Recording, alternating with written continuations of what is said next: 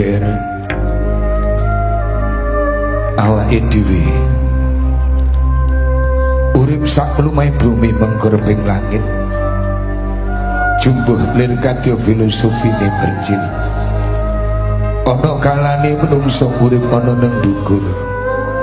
ana kalane menungso urip ana nang isor aja bungah nalikane awakmu nang dhuwur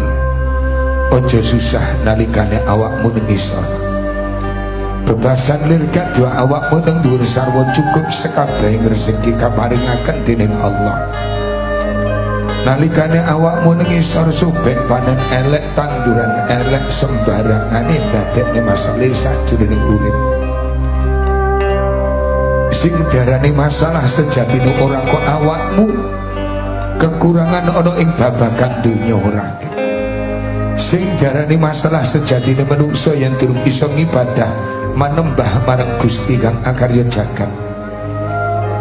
sing sejatine masalah sejatine nalikane awake dhewe urip durung iso ngabekti marang wong tuwa sing darane masalah sejatine awake dhewe urip ning durung iso memberikan yang terbaik kepada keluarga ger dosa minangka kembangin sakjroning uripe manungsa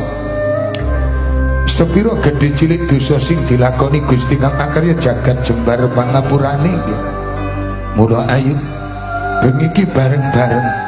njaluk sepuro marang Gusti kang akarya jagat sepiro dosa salah sing wis dilakoni sak lakune uripe awake dhewe uga den sinapura dening Allah.